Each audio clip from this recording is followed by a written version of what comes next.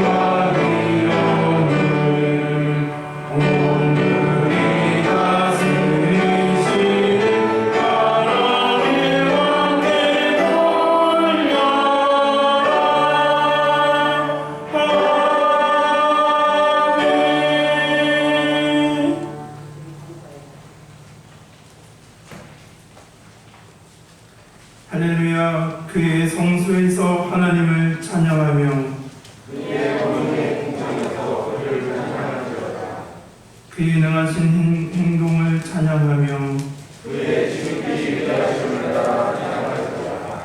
나팔 소리로 찬양하며 기뻐와 손으로 찬양하리로다.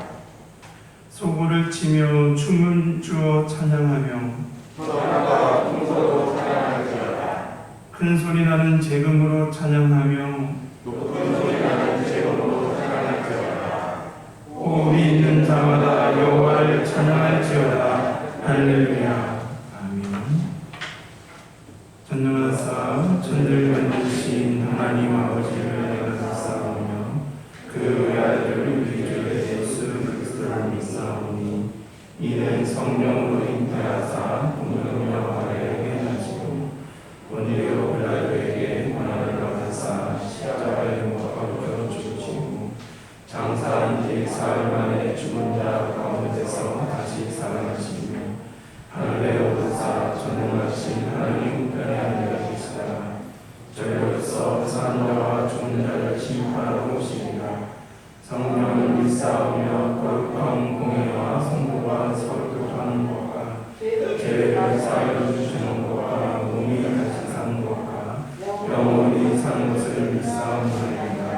아멘.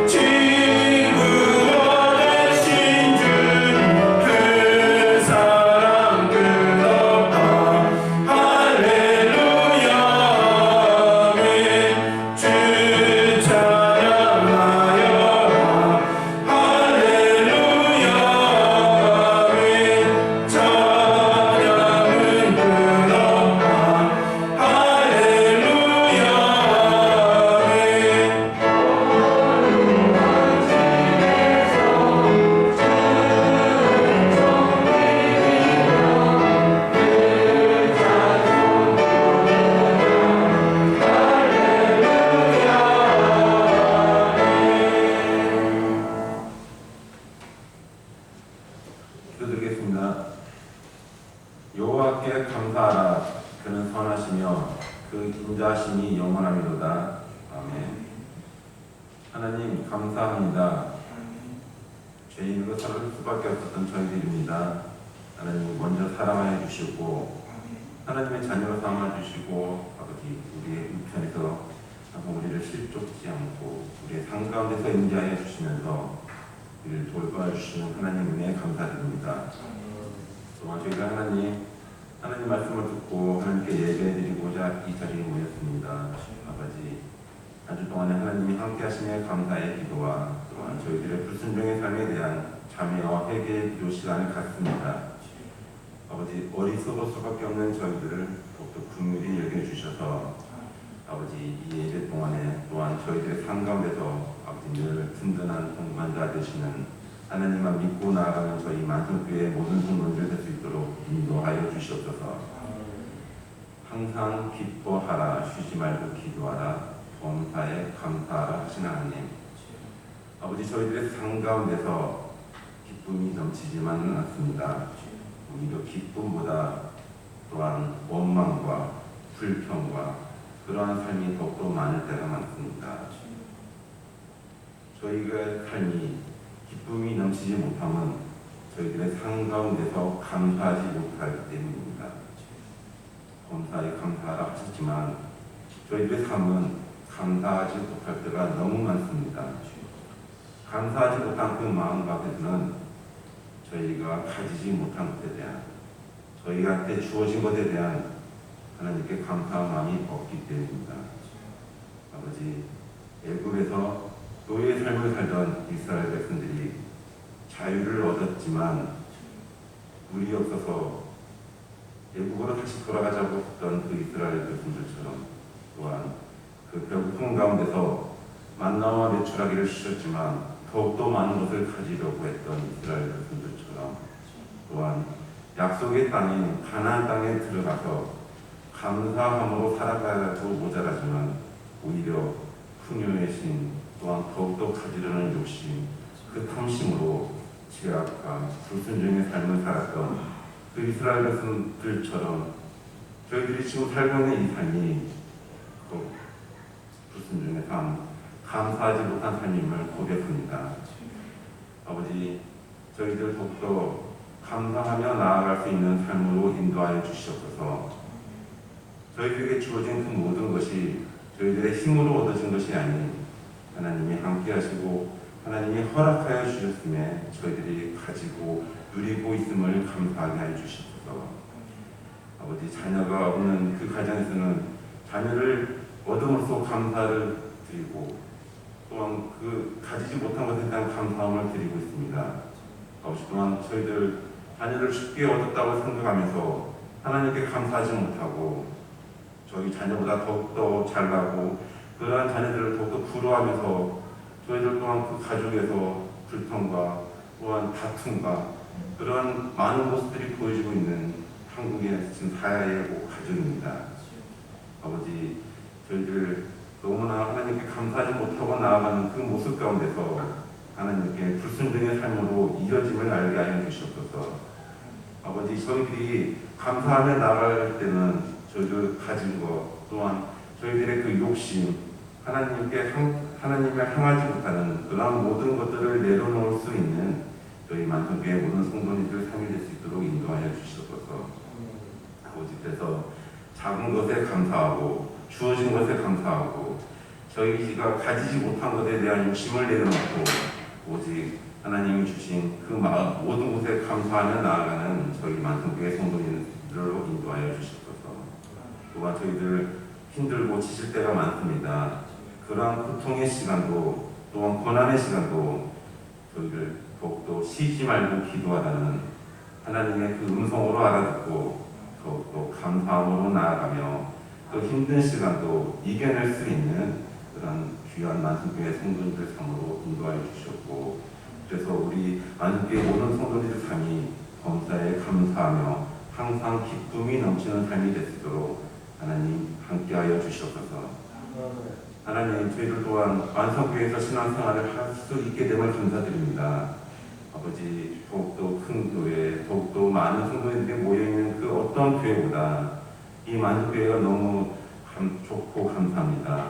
하나님, 저희들 신앙생활하는 모든 만성교회 성도님들 교회를 위해서 성직의 삶을 다하고 봉사하며 나아가고 있습니다.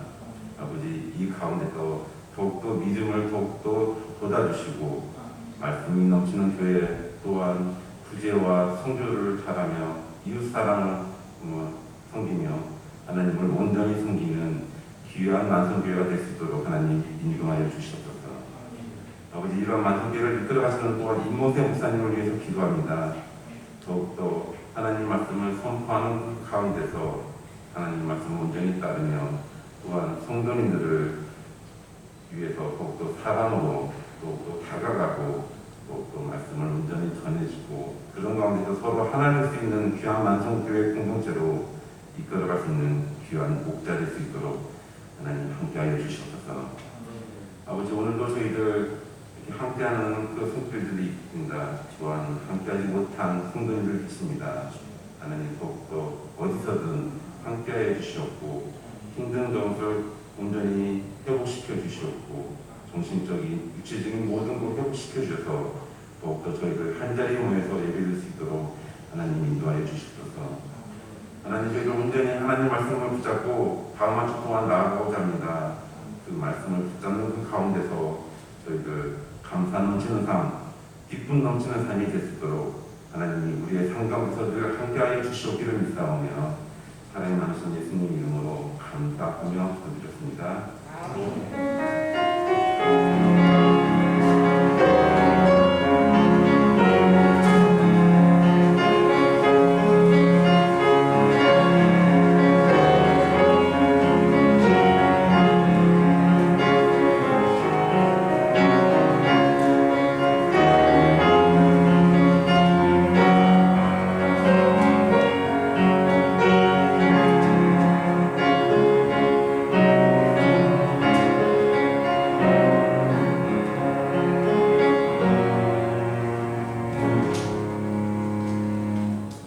오늘 하나님의 말씀은 요한계시록 19장 7절에서부터 8절까지의 말씀입니다.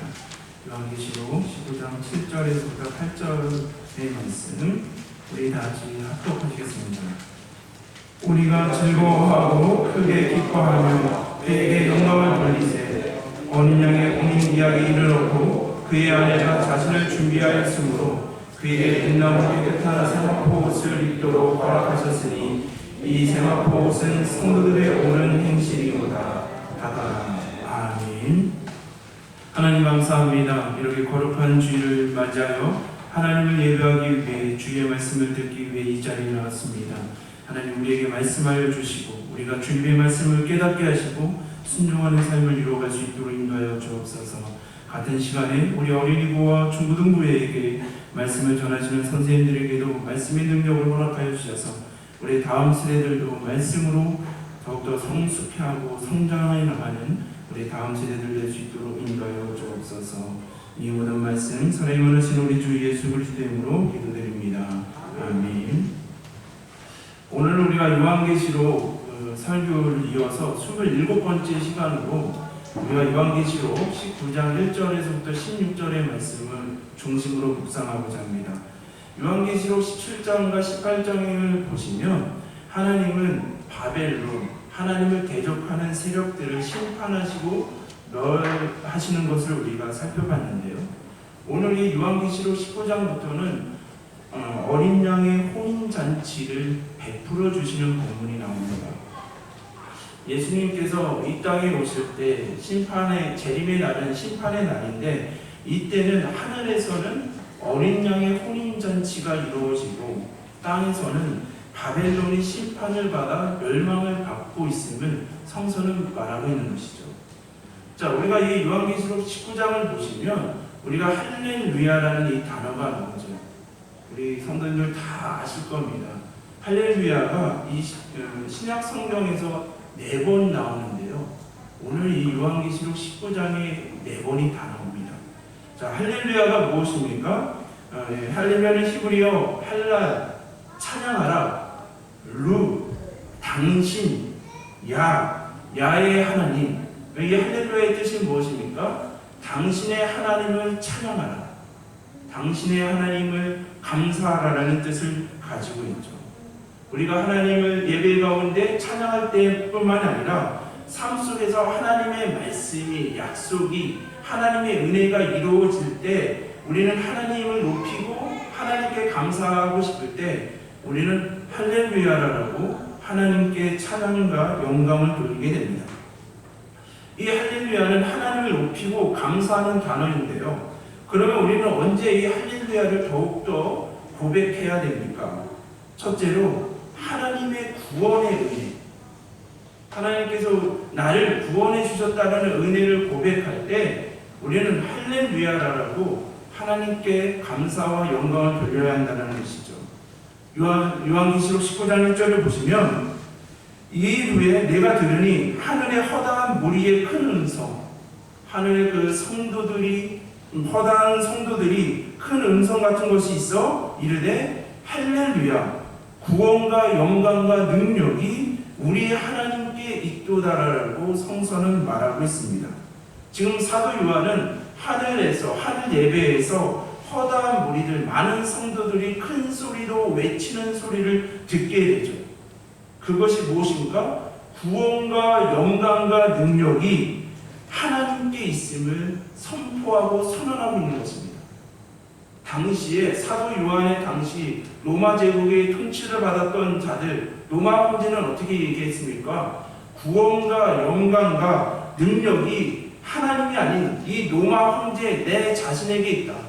그러니 구원과 능력과 영광을 나에게 고백하고 나를 찬양하라고 많은 성도들을 시련 속에 박해로 몰고 가지 않았습니까? 그런데 하늘의 예배 속에서 수많은 성도들이 구원과 영광과 능력이 로마 황제가 아닌 오직 여호와 하나님께 있도다 할렐루야 라고 이렇게 선언하고 있는 것이죠. 우리 성도님들도 같은 고백 아니겠습니까?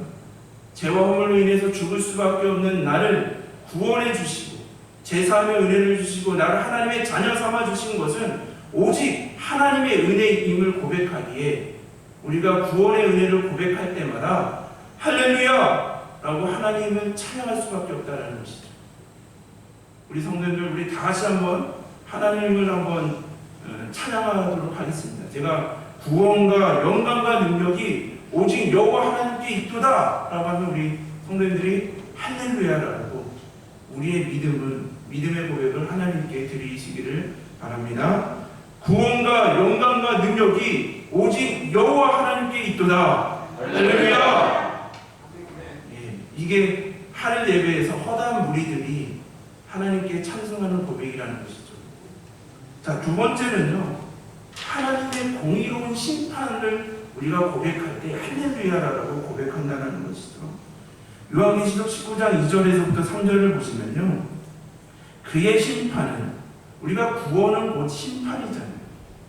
자, 구원은 그의 심판은 참되고 의로운지라 음행으로 땅을 더럽게 한 큰 음녀를 심판하사 자기 종들의 피를 그 음녀의 손에 갚으셨도다 하고, 두 번째로 할렐루야 하니 그 영이가 세세토록 올라가더라라고 성서는 말하고 있습니다. 여기서 갚으셨다라는 단어의 뜻이 무엇입니까? 하나님께서 교회와 성도들을 박해하였던 음녀 바벨론의 세력들의 그들을 멸망으로 더욱더 그들을 멸망으로 이끄셨다라는 뜻의 단어인 것이죠. 그 연기가 세세토록 올라가더라라는 것은 무엇입니까? 연기는 심판을 의미하고 세세토록은 영원함을 의미하는 것이죠. 하나님을 적대하고 교회를 적대하고 성도들을 박해하였던 그 세력, 그 하나님의 심판이 영원하고 완전함을 고백하고 있는 것이죠. 우리 성도님들도 같은 고백 아니겠습니까? 우리가 사명을 감당하다 보면, 믿음의 여정을 감당하다 보면 참 억울한 일을 많이 당하시죠. 시련도 있으시고요. 고난과 고통 가운데 있지만 우리는 어떻게 합니까? 그럼에도 그들을 위하여 기도하고 그들을 더욱더 사랑하고자 하는 이유가 무엇입니까? 심판자 되시는 분은 오직 하나님께 있습니다. 하나님이 공의로움으로 정의로 그들을 최후의 심판에 심판하실 것이기에 하나님께 심판을 맡기고 우리는 그저 하나님을 사랑하고 이웃을 사랑하는 그 사명의 삶을 계속적으로 이루어가고 있는 것이죠. 그래서 지금 성도들이 어떻게 합니까? 하나님의 심판은 공의롭습니다. 하나님의 심판은 정의롭습니다라는 이 고백 뒤에 할렐루야라고 이렇게 하나님을 높이고 있는 것이죠. 우리 성도님들도 같은 고백이시죠? 하나님의 심판은 정의롭고 공의로우시기에 우리가 모든 것을 하나님께 맡기고 오늘날 우리에게 주신 사명을 걸어가고 계시지 않습니까? 그러한 성도님들은 오직 공의와 정의의 심판은 오직 하나님께 있도다라고 우리가 선언할 때 우리가 다시 한번 할렐루야로 하나님을 높이시기를 주님의 이름으로 기원합니다. 공의와 정의의 심판은 오직 여호와 하나님께 있습니다. 할렐루야. 또한 우리가 세 번째로 이 할렐루야로 고백하는 이유가요, 하나님의 통치하심, 하나님의 다스리심, 하나님의 주권을 인정할 때 우리는 할렐루야라고 하나님을 찬양할 수밖에 없다는 것이죠. 우리가 요한계시록 19장 6절을 보시면 성서는 뭐라고 말합니까? 또 내가 들으니 허다한 무리의 음성과 같고 많은 물소리와 같고 큰 우레소리와 같은 소리로 이르되 할렐루야 우리 하나님 곧 전능하신 이가 통치하시던도다. 하나님이 다스리시고 하나님이 주권자이십니다. 세상의 그런 권력과 세상이 주인이 아니라 하나님이 주인 되시고 하나님이 통치하십니다. 할렐루야라고 많은 성도들이 하늘 예배에서 하나님께 영광을 돌리고 있는 것이죠. 우리 성도님들도 하나님께서 이 세상에 또한 우리 교회와 가정이 주인이 되시고 이 역사를 주관하신다라고 고백하지 않으십니까? 그럴 때마다 우리는 할렐루야로 하나님께 영광 돌릴 수밖에 없다는 것이죠. 우리 다시 한번 우리의 신앙의 고백을 모아서 하나님께 다시 한번 고백하겠습니다. 하나님이 통치하십니다라고 우리가 선언을 할 때 우리가 할렐루야라고 나의 하나님께 찬양합니다. 나의 하나님께 감사합니다라는 고백으로 할렐루야라고 우리 다시 한번 믿음의 고백을 하나님께 올리겠습니다.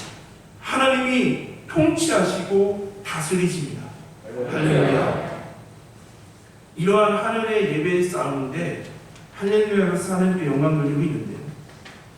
오늘 우리가 이 요한계시록 19장을 보시면요, 두 명의 여인이 나옵니다. 한 명은요, 음녀, 바벨론으로 상징하는, 바벨론은 무엇입니까? 하나님과 교회와 성도들을 대적하고 핍박했던 세력들을 상징하는 바벨론 음녀가 나오고요. 또 하는 여인은 누구입니까? 어린 양의 혼인잔치에 신부가 되는, 초대를 받는 그러한 신부 두 명의 여인이 나오는 것을 볼 수가 있는데요.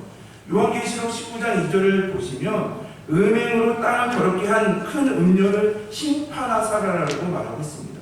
그러니까 이 음녀라는 것, 바벨론의 세력은 무엇입니까? 하나님을 온전히 예배하지 못하도록, 하나님의 말씀을 따르지 못하도록 우리를 죄와 유혹으로 부추기는 존재를 음녀라라고 말하고 있죠.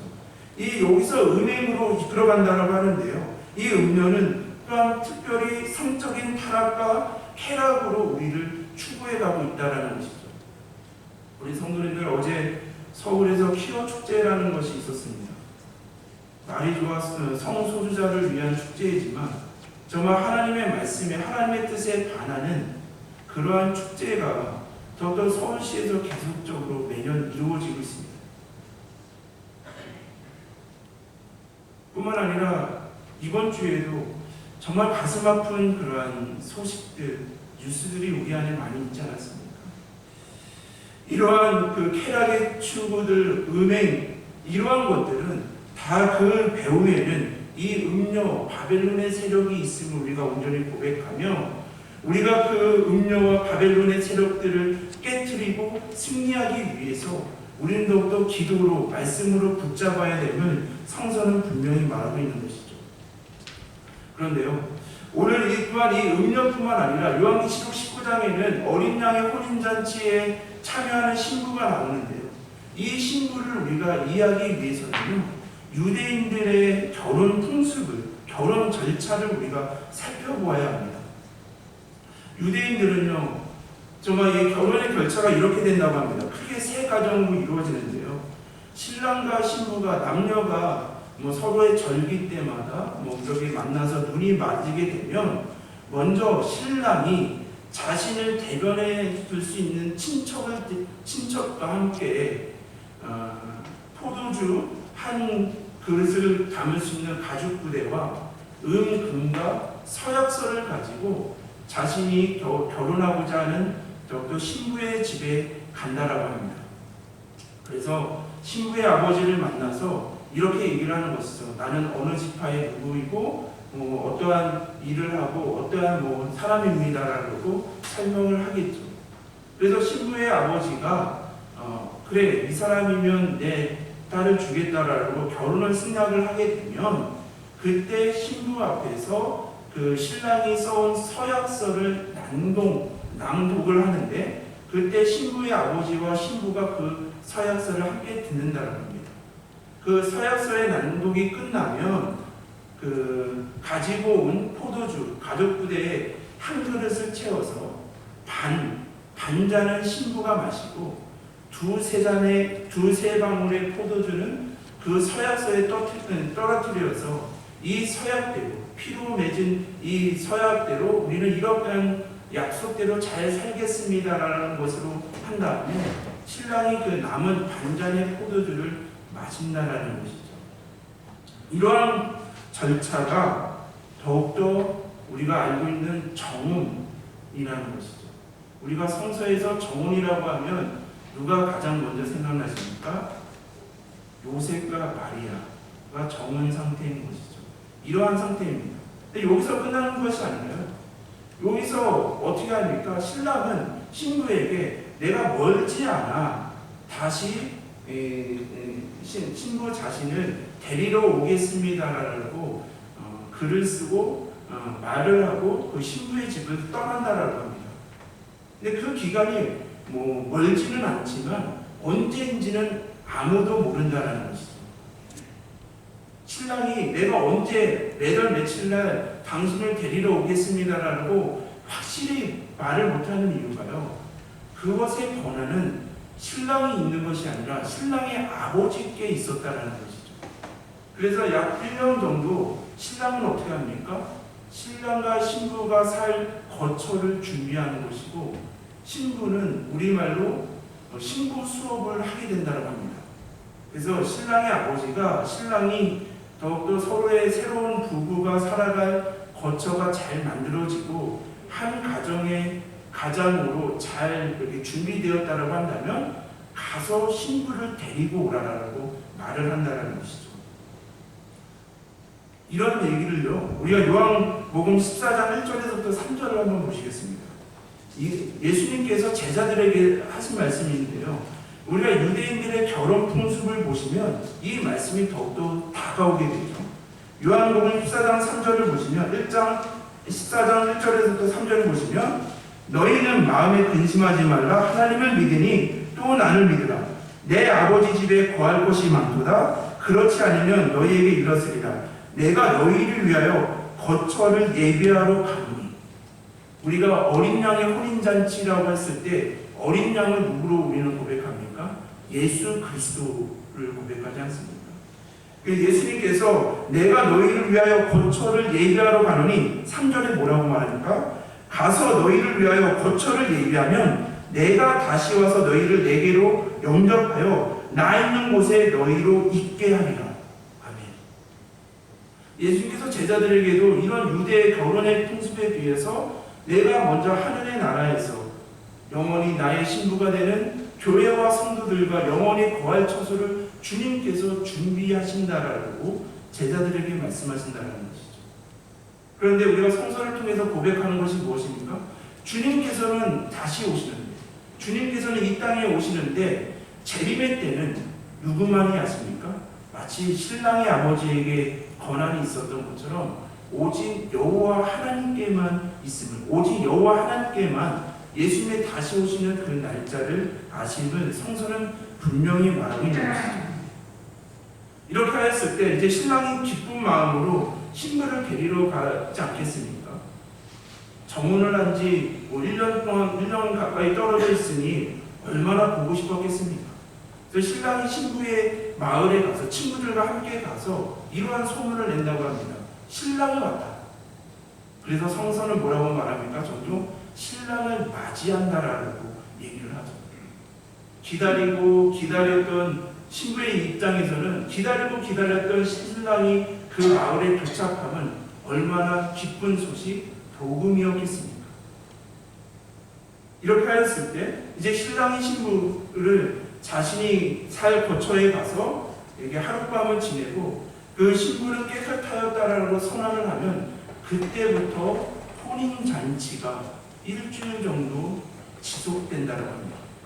이러한 유대인들의 결혼 풍습이 있다는 것이죠.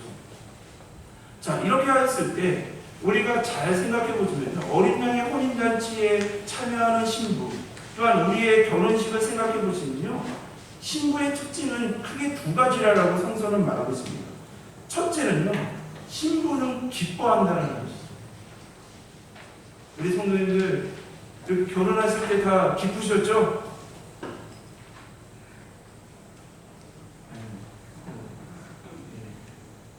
몇 분 웃으시는 분 빼놓고는 다 죽상을 하셨는지 모르겠지만요, 우리는 결혼할 때 너무나 기쁘지 않으셨습니까?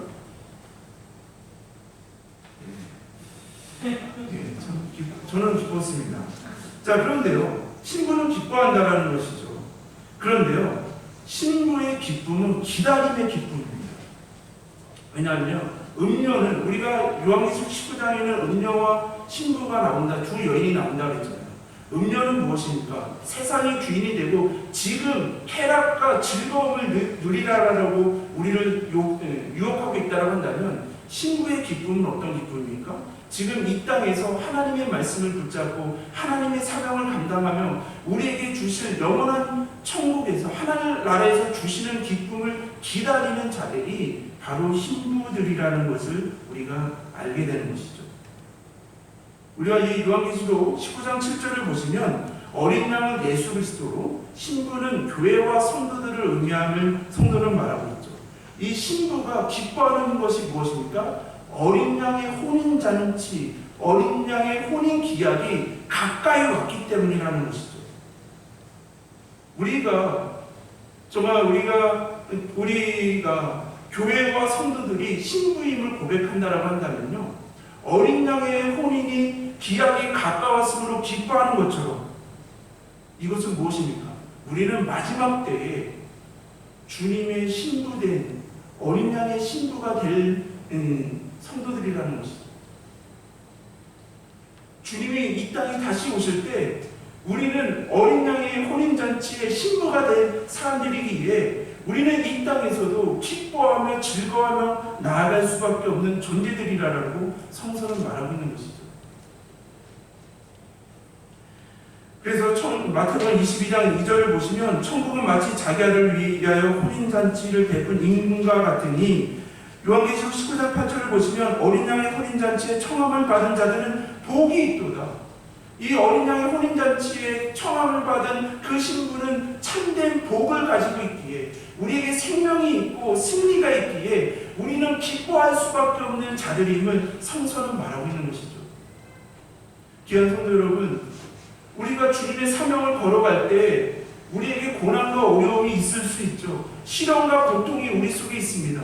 그러나 우리는 오늘 이 말씀을 통해서 고백한 것이 무엇입니까? 우리는 어린 양의 혼인잔치의 신부됨을 고백하는 자들 아니겠습니까?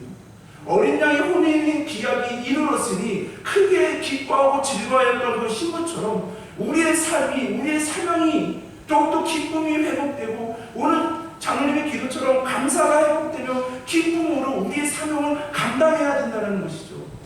만약에 우리가 사명 가운데 우리 삶 속에서 기쁨과 감사를 잃어버린다고 한다면, 주님께서 어린 양의 혼인잔치의 신부로 나를 맞이하겠다라는, 더욱더 우리를 신부로 맞이하시겠다는 그 하나님의 말씀을 우리가 붙잡고 있지 못함을 성서는 분명히 말하고 있는 것입니다.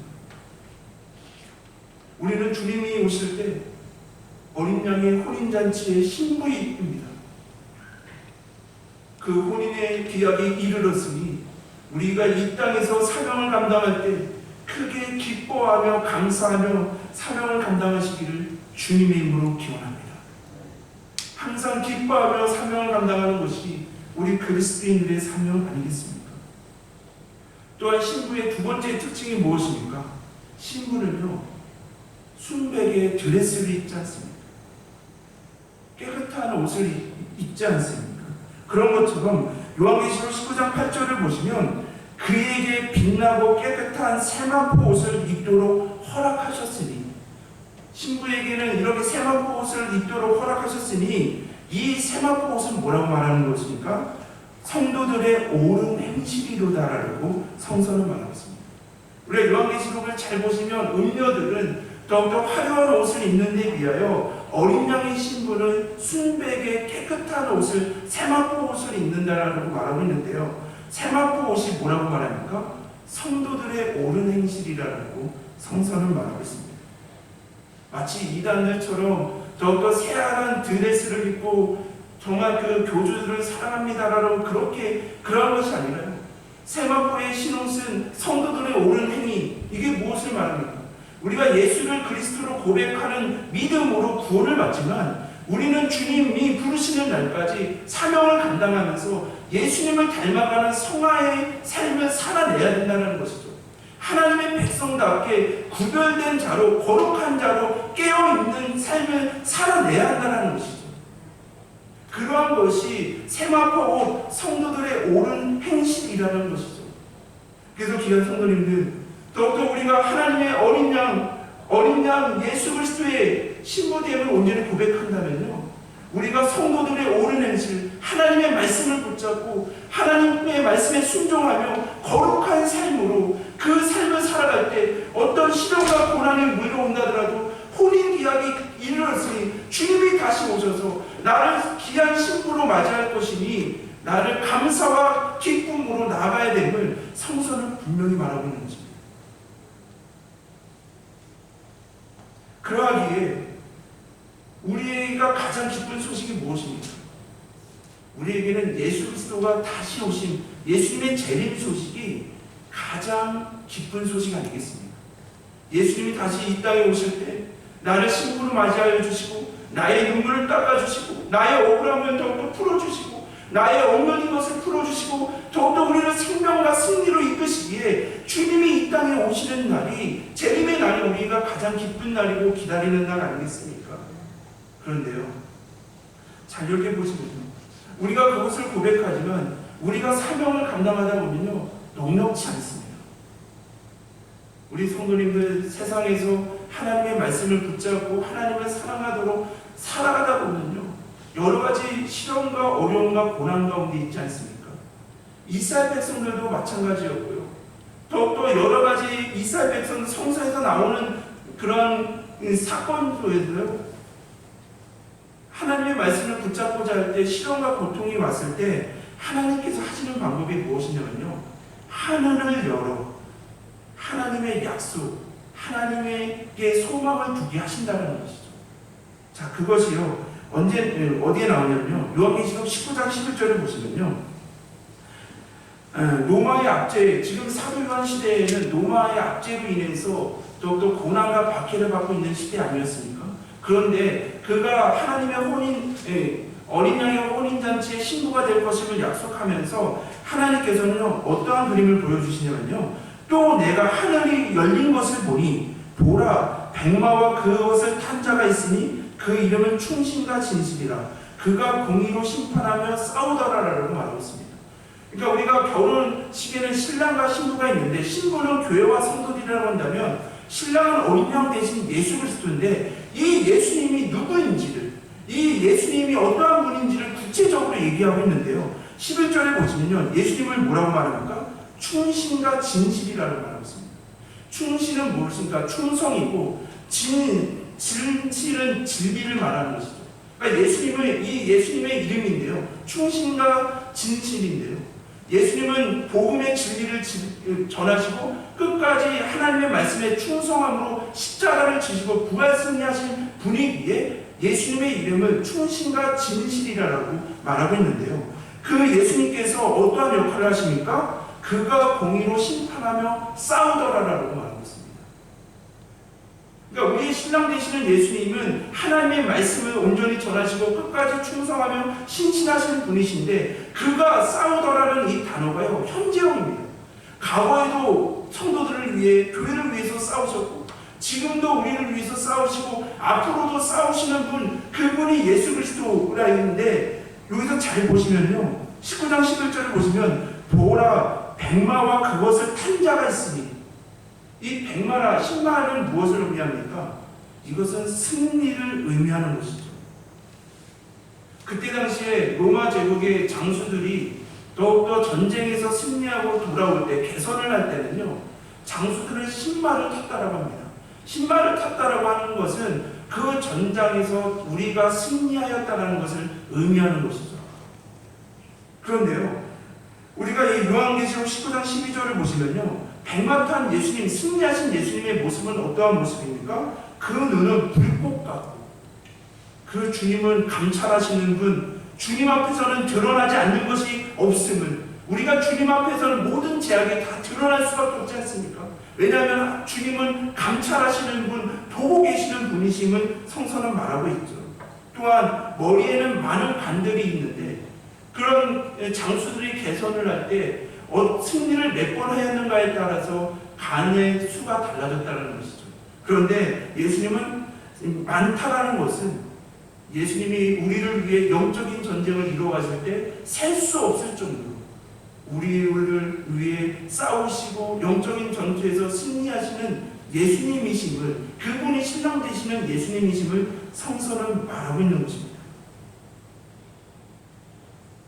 우리도 고백하지 않습니까? 성도님들, 우리가 잘 고백해야 됩니다. 우리는 예수님의 능력에 힘입어서 승리하는 것이 아니라 예수님께 붙잡혀 있을 때, 예수님이 우리를 위해 싸우시기에 예수님을 붙잡고 예수님을 바라보고 붙잡을 때 우리 안에 영적인 승리가 있음을 성서는 분명히 말하고 있는 것입니다. 우리의 능력으로, 우리의 공로로 이기는 것이 아니라 우리가 예수님께 신랑 되시고 신박한 정말 많은 면류관을 쓰신 예수님께 붙잡혀 있을 때, 붙어 있을 때 우리는 승리할 수 있음을 성서는 말하고 있는 것이죠. 또한 우리 신랑 되시는 예수님의 두 번째 이름은 성서는 뭐라고 말합니까? 19장 16절을 보시면 그 옷과 다리의 이름을 쓴 것이 있으니 만왕의 왕이요 만주의 주라 하였더라. 예수님의 이름이 두 번째 뭐라고요? 만왕의 왕, 만주의 주라라고 성서는 분명히 말하고 있습니다. 그러니까 이때 당시에 사람들이 세상의 로마 황제가 최고의 왕이라고 그렇게 우리를 유혹하고 잘못 전하고 있는데, 그것이 아니라 예수님이 만왕의 왕이시고 만주의 주 되시는 분이 우리의 신랑 되시는 예수 그리스도, 다시 오실 때 더욱더 만왕의 왕으로 오시는 분이 우리의 신랑 되시는 분이심을 성서는 분명히 말하고 있는 것이죠. 또한 예수님의 세 번째 이름이 무엇입니까? 하나님의 말씀. 요한계시록 19장 13절에서 14절을 보시면 또 그가 피 뿌린 옷을 입었는데 그 이름은 하나님의 말씀이라 칭하더라.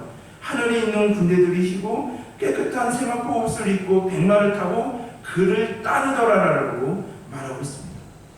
예수님의 이름은 하나님의 말씀. 우리가 고백하죠. 하나님은 말씀으로 창조하시고 말씀으로 우리를 구원하시고 말씀으로 우리를 인도하시고 말씀으로 승리하시는 분, 그 이름이 바로 예수 그리스도이심을 성서는 말하고 있는 것이죠. 이랬을 때 우리는 어떻게 합니까? 우리 역시 깨끗한 세마포 옷을 입고 백마를 타고 그를 따르더라. 우리가 영적인 전쟁에서 넘어짐이 있으십니까? 쓰러짐이 있으십니까? 그런데 우리가 그것에서 끝나는 것이 아니라 주님께서는 우리를 일으켜 주시고 회복시켜 주셔서 마치 백마를 타고 주님을 따르는 것처럼 우리를 더욱더 승리로, 영적인 승리로 사명을 감당할 수 있도록 우리를 이끌으시는 분이 신랑 되시는 예수 그리스도라는 것이죠. 그 예수 그리스도 안에 붙어 있을 때, 예수님을 붙잡고 있을 때 우리도 영적인 전쟁에서 승리하며 사명을 감당하며 우리가 기쁜 혼인잔치에 참여하는 복된 자들이 됨을 성서는 말하고 있는 것입니다. 귀한 성도 여러분, 이 요한계시록 19장의 말씀을 이렇게 준비하면서요, 어린 양의 혼인 기약이 이르렀다라는 이 구절이요, 저에게 너무나 은혜가 많이 됩니다. 이 우리의 신랑 되시는 분, 그 이름은 충신과 진실이시며 만유의 주, 만왕의 왕 되시며 하나님의 말씀이신 예수 그리스도께서 우리의 신랑이 되시기에, 우리가 그 신랑과 혼인잔치를 이루기 위해서는 우리가 더욱더 끝까지 우리에게 주신 사명 감당하며 주님의 길을, 주님께 붙잡힘을 당하고 주님 안에 있을 때 예수님께서 우리를 위해 과거에도 현재에도 미래에도 싸워주심으로 영적인 전쟁에서 승리케 하심으로 우리를 혼인잔치에 더욱더 신부로 맞이하신다는 것이죠. 그렇게 하였을 때 우리가 더욱더 하늘 예배에서 오늘 우리가 할렐루야라고 고백한 것처럼 하나님이 우리의 구원자이시니 하나님의 심판은 공의롭습니다. 하나님이 우리를 다스리시고 인도하셨습니다라고 하면서 수많은 무리들이, 성도들이 하나님께 고백한 것처럼 우리도 주님의 나라에서 영원토록 하나님을 찬양하며 하나님께 영광 돌릴 수 있는 귀한 신부로 우리를 부르셨다는 것이죠. 그러심으로 그런 것을 고백하신다면 우리의 사명의 길에 어떠한 어려움이 있다더라도 신부가 크게 기뻐하였던 것처럼 기뻐하시기를 주님의 이름으로 기원합니다. 신부가 깨끗한 옷을 입은 것처럼 성도의 옳은 행실로, 물론 예수를 그리스도로 믿는 믿음으로 구원을 받지만 우리 믿는 사람들은 이 땅에서 구별을 되어 거룩한 삶을, 깨어있는 삶을 살아가게 하시기 위해서, 선한 행실로 비추어 하나님께 영광을 돌리기 위해서 우리를 부르셨음을 온전히 고백하시며, 어떠한 유혹이 온다 하더라도, 어떠한 시련이 몰려온다 하더라도 거룩한 행실로, 옳은 행실로 하나님께 영광을 돌리시기를 주님의 이름으로 기원합니다. 왜냐하면요, 우리는 주님이 다시 오실 때 거룩한 주의 신부이기 때문입니다. 귀한 가장 기쁜 그 혼인잔치에 신부가 결혼식의 주인공처럼 그 혼인잔치의 주인공은 바로 우리들이기 때문에 우리가 그것을 바라보시며 끝까지 믿음으로 승리하시는 귀한 우리 성도님들과 귀한이 부족한 영 되기를 주님의 이름으로 기원합니다. 주님, 우리가 즐거워하고 크게 기뻐하며 그에게 영광을 돌리는 이유는 어린 양의 혼인 기약이 이르렀고 그의 아내가 자신을 준비하였기 때문입니다. 하나님, 우리가 이 땅에서 주님에 붙어 있을 때 주님께서 우리를 위해 싸우심으로, 우리의 신랑 되시는 예수 그리스도께서 우리를 위해 싸우심으로 우리가 사명 감당하며 영적인 전쟁에서 승리하며 나아갈 수 있음을 온전히 고백하며 우리가 더욱더 주님 안에서 기뻐하며 옳은 행실로 더욱더 주님의 신부된 삶을 기독적으로 이루어가는 데 부족함이 없도록 인도하여 주옵소서.